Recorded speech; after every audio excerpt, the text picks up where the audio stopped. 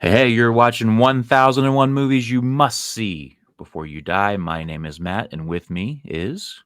I'm Dan. Nice to see y'all. Hey, Dan, I noticed you're no longer the movie man. I know. I feel Bum, like bum, I've kind of bum. fallen off here. I know nobody that's watching this realized, but we're like a month behind on on filming. But everybody else is like, "Oh yeah, you've released one every week." Well, we've had pretty long breaks in between, so Yeah. yeah. Um, and I think maybe we should just kick off right away, address which I guess to our audience, there is no elephant in the room, but to you and I, there is an elephant in the room. So we're going to address it. Um, we are going to announce that this episode, this one that you are currently watching, Pinocchio, spoilers if you didn't know what we were talking about, you clicked on the episode though, you should know.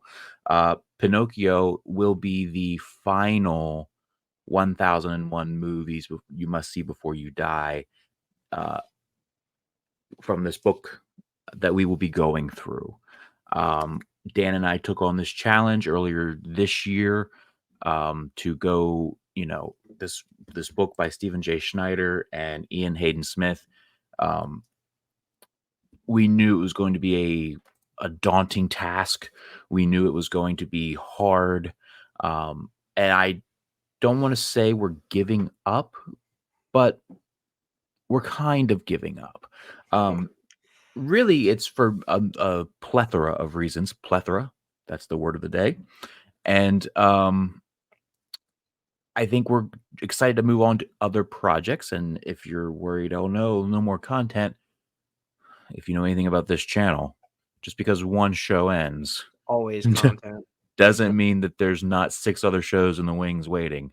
So Dan and I will be back, and we'll be back very soon. Um, so even though this may be the final 1001 movies episode, all of these episodes that we've recorded will remain up on the channel. So you can go back and revisit them if you should choose to do so.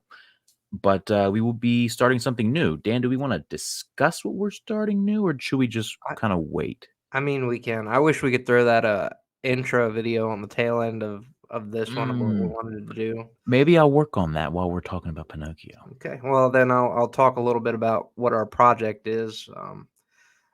I think Matt and I, even when the show was picture this, one thing that has always stood out to me because I like to say I'm a stats guy, but I do like to watch the amount of views on certain videos and certain things stick out to me, the engagement level on certain things, and outside of what is it? Our horse whisperer video that has 40,000 views right now, and Matt's tribute videos, like the ones that consistently get the most reaction, the most views, the most likes, consistently are always in the horror genre. So, Matt and I, after some talking, I think 1001 movies was a good project to start on. But even out of those, we saw that the horror movies are the ones that tend to stick out and get the most views and attract the most amount of content and people, getting back with us.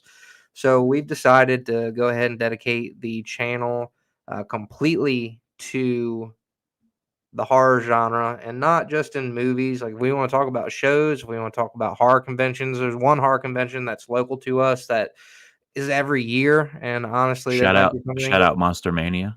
Yeah, that's something that we might be wanting to do. I know there's a couple folks that I want to meet. Matt's been to a couple of them. So it would be a good experience for us, and we could have that content here for you too. So we don't want to get away from movies. I don't want to get away from movies, but this challenge, I think, was a little more daunting than we originally anticipated. And I think that having the lack of control as to what we could actually pick to watch kind of takes some of the, excitement out of it. Because if Matt's talking like right now, just spoiler alert, if you're watching this out of the 5, 6 people who might watch this video, maybe there's more, hopefully there will be. But if you're watching this video, Matt's talking about Omens coming out next week.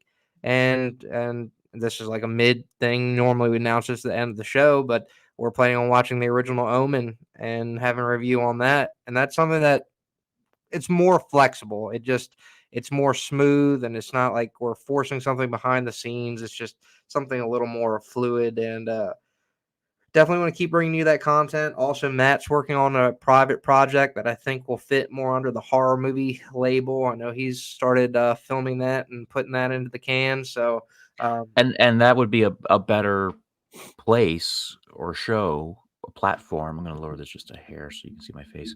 Um, that would be a better place to show off what we've done. Like, I'm not gonna show off the whole movie, but the project that I'm working on, like first images or behind the scenes stuff or first trailer that we drop, that would be a good platform to release some of that. So I think the horror genre all around, it's a fan favorite of not just our channel, but of just Dan and I, and then people around the world. I mean, people love horror. I mean, there's plenty of people that don't like horror, but there's plenty of people that do.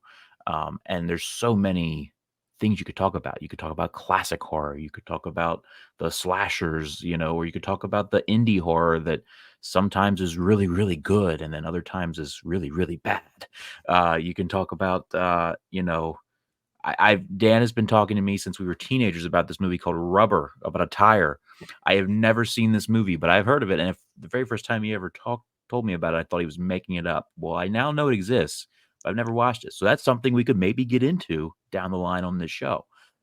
So it is a new show coming. It is going to be about horror, horror related.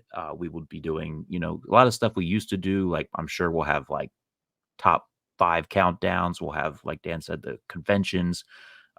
We'll do like remakes versus originals, in and the before horror it comes genre. out, one more touch point on the Beetlejuice, maybe. Oh yeah. Yeah, Beetlejuice falls in that category.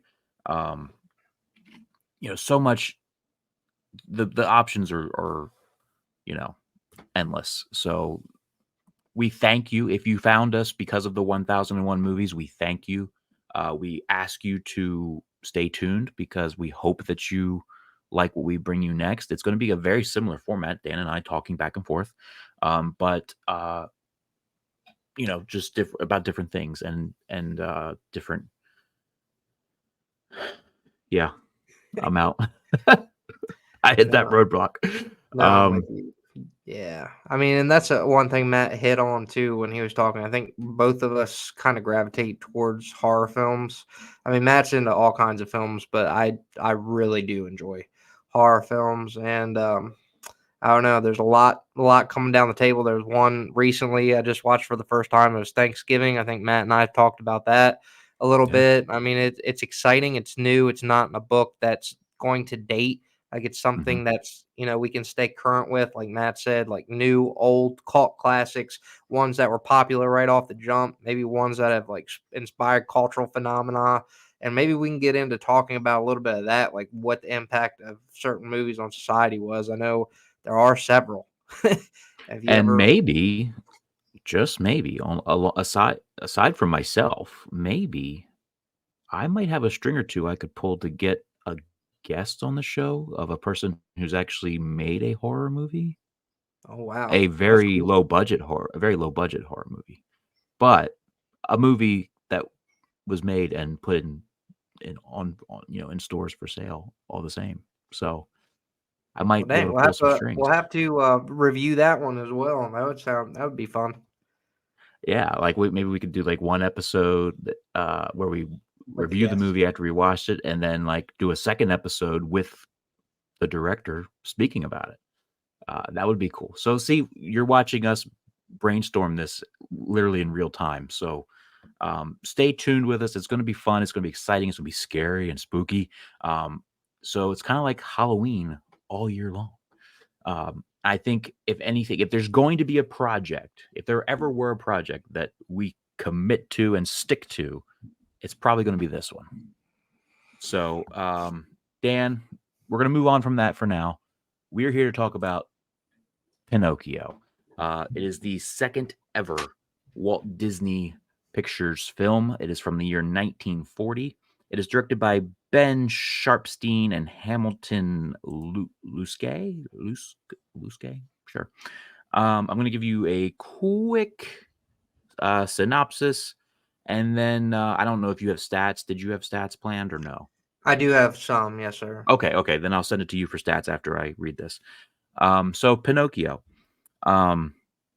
Lonely toy maker Geppetto has his wishes answered when the blue fairy arrives to bring his wooden puppet Pinocchio to life. Before becoming a real boy, however, Pinocchio must prove he's worthy as he sets off on an adventure with his whistling sidekick and conscience, Jiminy Cricket. The movie starred the voices of Dickie Jones as Pinocchio, Cliff Edwards as Jiminy Cricket, Christian Rubb as Geppetto, and Evelyn Venable as the Blue Fairy. Um, Dan, kicking over to you, man. What about some stats?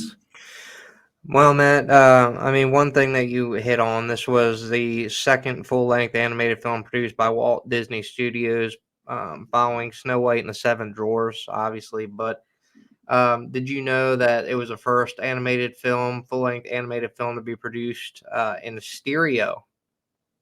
No. No, didn't know that either. And honestly, when we're talking about the budget on this, so a lot of money at the time. Initially, it was made with a budget of $2.6 million, and it ended up grossing over 8 million its initial release. So it was considered to be a huge commercial success for Walt Disney. And while you're watching the film, I just want to say again, the sound design being innovative, the graphic design being innovative, you definitely get the feel. And for a film as old as it is, it definitely still holds up today graphically. Um, that's really all I have outside of, I know IMDb, we used to talk about that. I think it has like a 7.6, 7.8 rating on IMDb, which is still pretty solid considering the length or the age of Yeah, the film as well. for sure. Now this movie, Pinocchio is a huge. It's been around forever. It was a story. It was not a Walt Disney creation. The original story, Walt Disney adapted it, much like a lot of Disney's projects, and especially back in those days, like Peter Pan and so on and so forth. It was based on novels or books, and so the Pinocchio story is not something strictly to Walt Disney. There's been many variations of this over the years. This is probably like the version to most people. I know Netflix did a version. Um, I don't know what was it last year, a couple years ago, that I didn't personally see, but I heard was pretty good. I know in the '90s, Jonathan Taylor Thomas, who was huge off of Home Improvement, did a Adventures of Pinocchio, which I did watch as a kid, and I quite enjoyed that movie. Of course, I haven't seen it since I was a kid, so it may, that'd be something maybe to revisit sometime. And then just recently, last year, they did this Disney did a live action version with Tom Hanks as Geppetto, and did a Pinocchio live action remake, um, which, aside from one little thing, which I'll get into in my review, I don't think it really needed to be made. I thought it was kind of useless, for lack of a better word. But initial thoughts, Dan. What do you think about Pinocchio just initially? You'd seen this before, but not in a long time, right? So as a child, just one thing when you said, "Hey, we're going to be watching Pinocchio," the thing that kind of jumped to mind is honestly the musical score. I mean, the songs that we had in here, especially "When You Wish Upon a Star." Thank Um, you. I Yes, mean, that's like the biggest thing for me, right? And I think they that did is win the an intro. Academy Like Award. I was gonna say, that is the Disney theme. Like I was gonna bring this up later, but every single Disney movie you watch and have watched for the last, I don't know, 20 years, it or more, it opens with that shot of the castle, and you hear the do do do do do do do. It's from this freaking movie. So to say that this movie did not have a huge impact on Disney and culture and the world would be an understatement. So anyway, I didn't mean to interrupt you, but I was going to touch on that, so I'm glad you did. No, like I said, initial thoughts keep short and sweet here, and just to touch back, it did win 2 Academy Awards. I did mess that out in the stats and statistics. One for, I think it was best original song, and then two would be the overall score for the movie. So I did get hit for that. I mean, the other thing too, Jiminy Cricket, who takes center stage for me. like honestly stands out a lot more to me than Pinocchio. One is a comedic relief, and just to start this off before I kick it back over to you, watching it as a kid, I did not realize how flirty Mr. Jiminy Cricket was with a lot of the inanimate objects in the film. But yeah, Matt, how about you? How are your thoughts on this? So this is one that um I loved as a child, and I didn't watch for a very long time. But then, ironically, maybe it was right before the live action version came out last year. I watched it not that long ago, and so I was has had just seen it fairly recently, and I thought a few things, then and now rewatching it again this time. I thought, as mentioned, I thought it holds up very well as far as the animation style. It doesn't feel that old while watching it. Um, I thought the voice acting was all very good, um, but I also found it to be very dark and a lot of things in it that are just like make you go, "Oh?" um, which we can get into in a second here, but yeah, overall though, I mean, it's part of my childhood. I and I enjoyed it, so I'm a fan.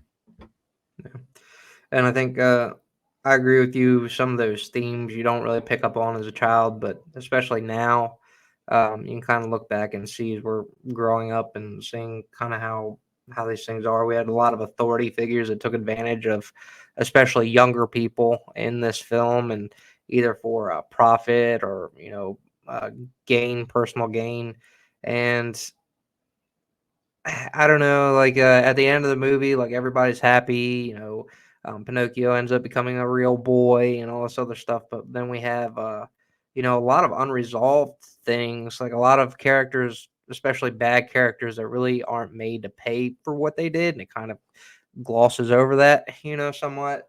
But overall, it's a classic.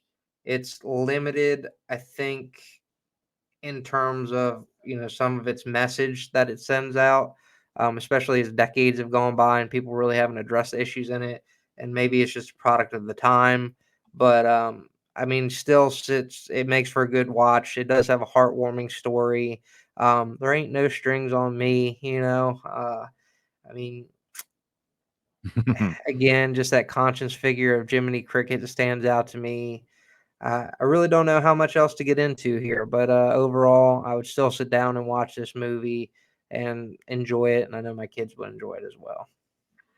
Did your kids happen to watch it when you watched it? They started to, but then they got sidetracked Mm. playing around. I I was think just that's curious one thing. what I they maybe so here's what I think. Maybe it's just my kids, but I think like the animation doesn't pull them in as much as like some of the newer Pixar things, where you have like the Mhm. 3D images type and all that good stuff. But I just sat here and said my kids would kind of enjoy it. So maybe not. My kids, honestly, I think got kind of bored, into it. And some of these movies try to push forward a message, and they're not really there for that. They're just kind of wanting Yeah, to, okay, I want to see the excitement and all this, that, and the other. And there are parts that are exciting. Just maybe not initially, and maybe it is a slower buildup of a film than some of the newer things that are out. sure. Um, I just wanted to address a couple things about this. I mean, a couple things that I mentioned that make you go, "Oh?" The first thing is that, well, a lot of people bring up that Geppetto is kind of too old to be a single dad, and uh, why does he want this boy, this young puppet? Um, well, one thing that I thought the Tom Hanks version did very well was give a reason for that. So I can no longer really I'm more forgiving of this. I don't even want to call it a problem, but of this aspect of the film. Um, and that's because in the live action version, they say that Geppetto was married and had a son, and he looked just like Pinocchio does, the puppet. and the wife and son are tragically killed. And Geppetto then is still mourning the loss of his wife and child, especially his child. He always wanted to be a father. That's what he felt he was meant to do. And so in honor of his son, he was a toy maker, and in honor of his son, he made a puppet that looked like his son. That I thought was a very unique and, for me, a good backstory as to it kind of explains why this old guy is just making little boy puppets in his shop. It's kind of it was, if you watch it without that context, it's kind of just a little strange. But I thought the one thing that live action movie did give us that I took and appreciated was that. Um, so that's one thing. Um, and for those who hadn't seen the live action version, that's something that you didn't know. Um, I want to talk about the fact that there's like some sort of like child trafficking thing going on here where children are being taken to Pleasure Island. Pleasure Island. Let me say this again. Pleasure Island. Um, oh, you're muted. Say, especially now, like with everything that's happened in the last Yeah, decade, yeah, that takes yeah. on like a Granted, whole new. yeah. I say granted that this was the 1940, but still, I mean, and on this island, what do we get? We get kids that are drinking and smoking and doing all these things, and they're supposed to be like young boys, and it's just kind of like a free for all. And then they get turned into donkeys, and then like it just so they get drugged or something, and they become these donkeys, and then they're sold essentially. It's like a whole thing that's very dark and very kind of questionable. Even I would have to think even back then, but maybe not. Maybe people. I mean, it's a cartoon, so maybe people then. I mean, back then, I guess you really can't say Think that. like the whole message, on that part of it is, if you do what you're told, you're not going to turn into a donkey. But even though that, is presented as the case, you then also have all these untrustworthy authority type figures that just keep getting them further and further into trouble. And, so again, the themes might be confusing, especially for, younger children. And definitely, yeah, looking at it today, definitely problematic. Um, Jiminy Cricket is by far the, like you mentioned, the standout here. He is the guy that I think that you're most relatable. Um, and he kind of has that cool little look with the little black thing, and he's got the top hat, and he looking fancy. I don't get why the rush for school is a thing. Like Pinocchio has been alive for less than 24 hours, and we're sending him to school. I mean, did he even call the school and say, "Hey, this little wooden boy is going to show up on your class"? Like, to warn the students. It seems a little strange. That's the Um, other thing too, like those guys, I know, I guess the fox and I don't know, is it a cat or whatever the other guy yeah, is? some sort of cat thing.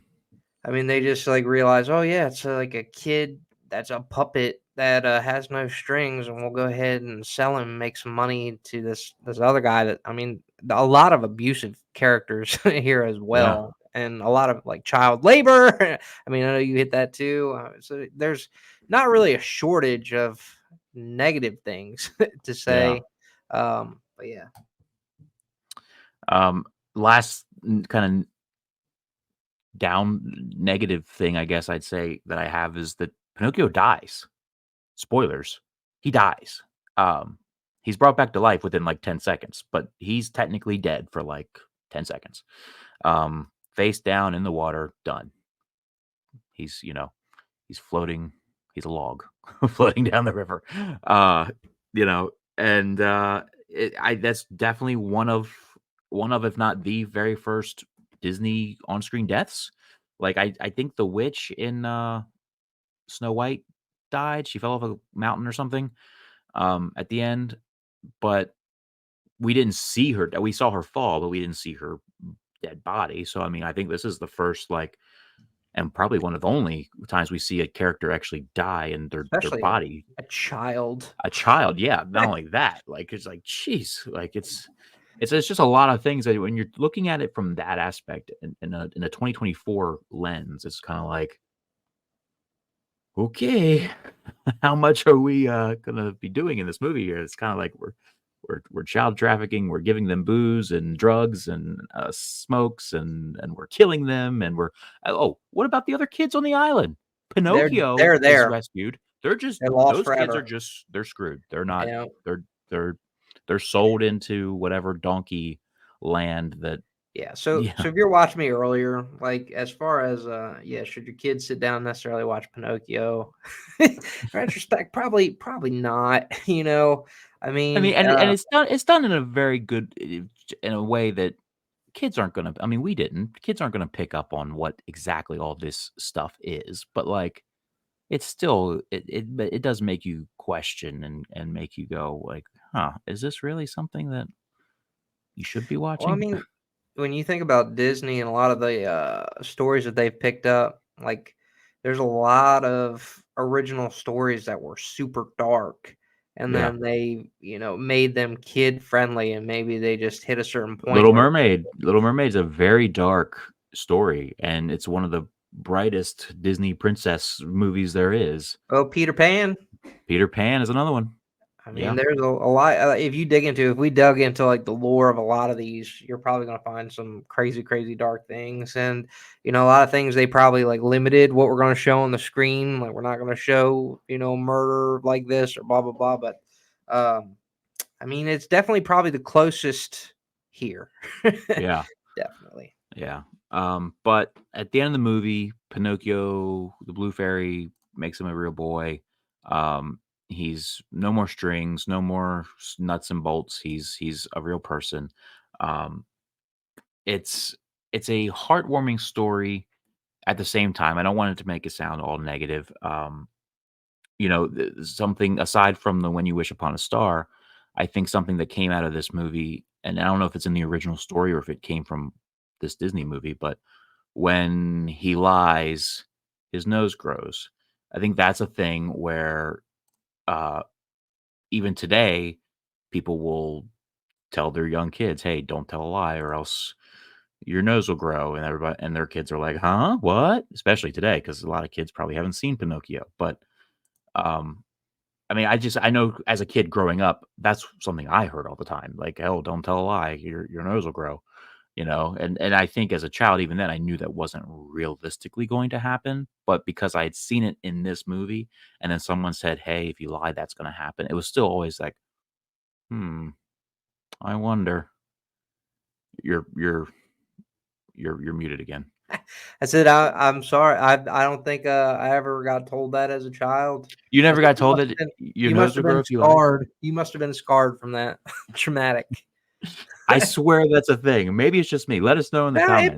it probably is a thing. I can imagine like, yeah, your nose is going to grow, but I think you're right. But there's also like 5 different kinds of Pinocchio now. So in the films Yeah. that you've seen after this, so even the live action with Tom Hanks, did his nose grow in that as Oh, well? yeah.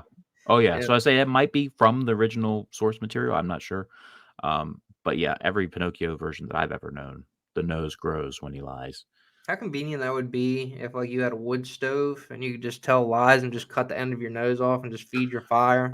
I mean, keep yourself warm, whatever. I mean, it I sounds also pretty imagine good. it would be a pain though to talk to people if you lie pretty regularly. No, oh yeah, it's like, hey, do you actually like me? Like, no, Yeah. I love you.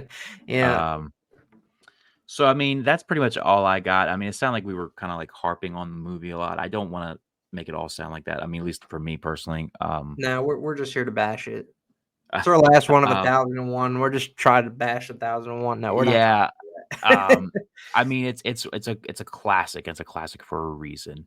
And like I said, if nothing else, it gave us the iconic anthem that is the Disney anthem, "When You I Wish Upon mean, a Star." also helped firm up Disney as the powerhouse of film that it became.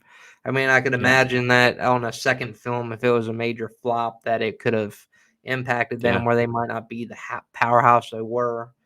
But Mickey Mouse is sure. over 100 years old, so what else?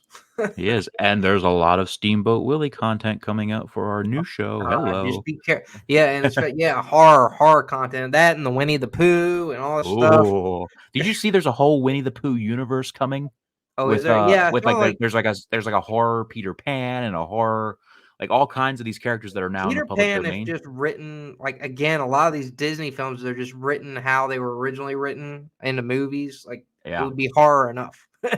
There's like a whole universe that they're taking that Winnie the Pooh thing and doing with it. It's all low budget, Blood trashy and stuff, but honey.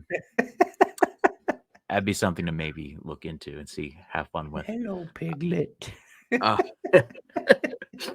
all right, back on track. We've killed about a half hour now. So, we ask ourselves at the end of every episode: is this a movie that we agree? Is this something we should have seen before we die? Dan, I'm going to kick it to you first. Is Pinocchio something that you are glad you watched before you died?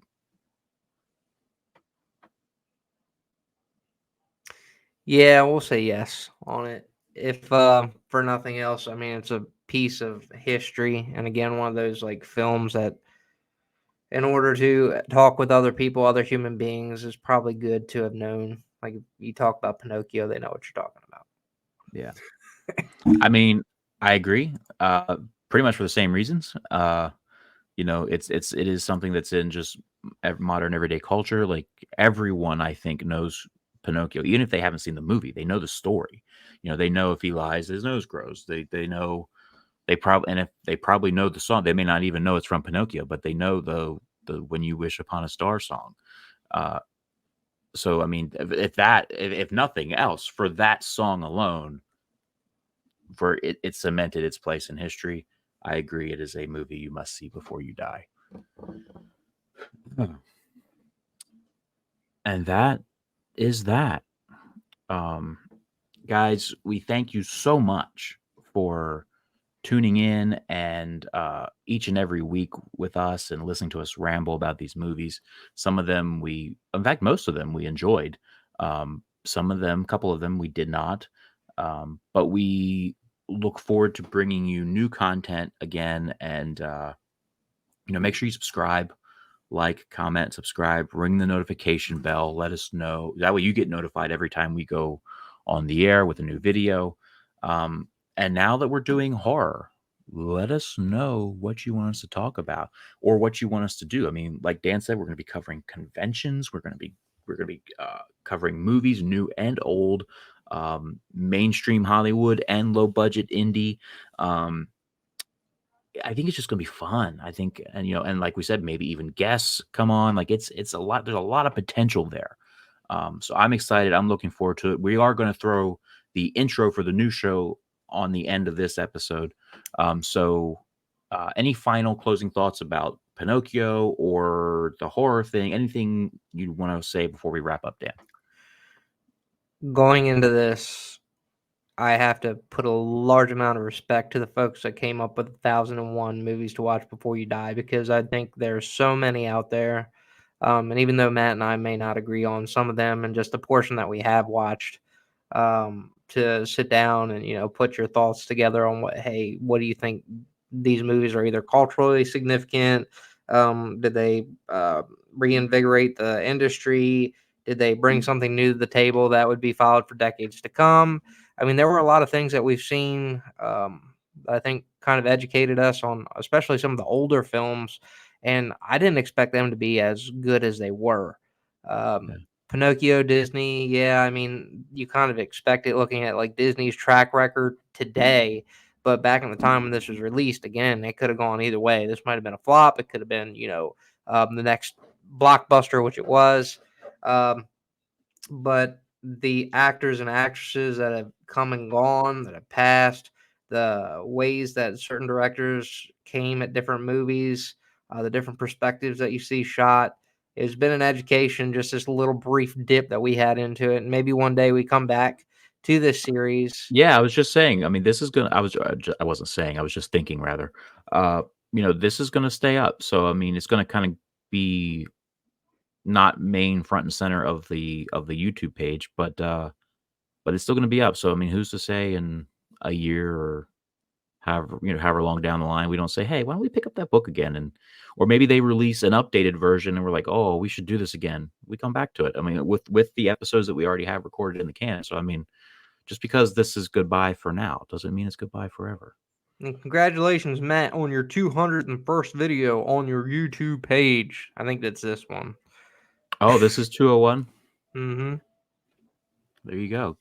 Yeah, guys. Again, thank you for following, for your comments on whether it be the wrestling video or these videos, or even the other reviews that I do from the car. Thank you for subscribing, and thank you for tuning in and watching. And we love you. We can't thank you enough. I made a statement a while back. It might have been in the beginning of this series or the end of the last series that once we get to 1,000 followers, I want to know who that 1,000 follower is. It's been pretty good about letting me know recently. It used to never tell me. Now it's telling me pretty much every time someone new subscribes. So I know, I see you. I know who you are. So as long as it still tells me, once we hit the 1,000 subscriber, I think we're going to do something special for that person. My So that's glasses something. are so freaky looking right now. That's a 1,000th subscriber. This is their special little spot in my eye that they have.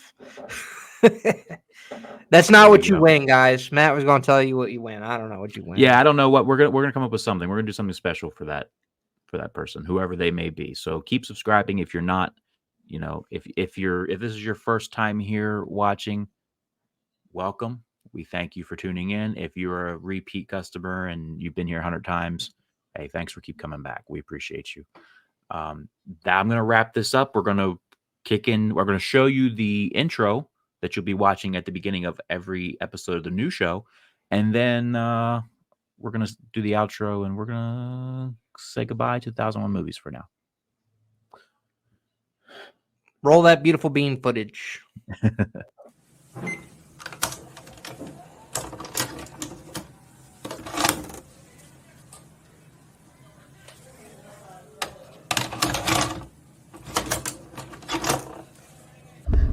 What's the boogeyman?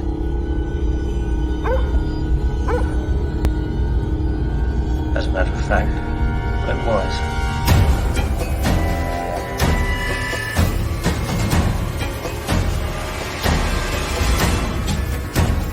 It's showtime.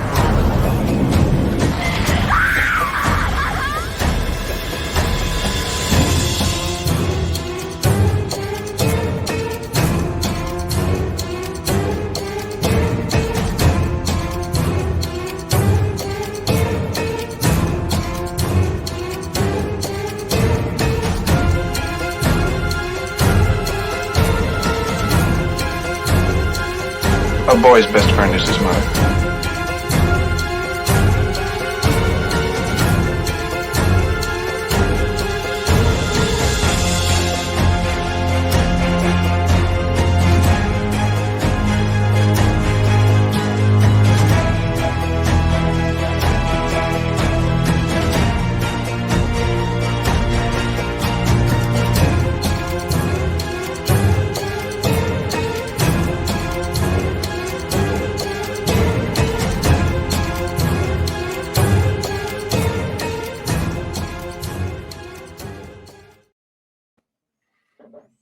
I'm Matt. That's Dan. We are signing off for 1,001 Movies You Must See Before You Die. Make sure you tune in to Nightmares and Scares, the all-new series here at youtube.com/Matt Knows Movies. Matt Knows Best. Matt Winstead.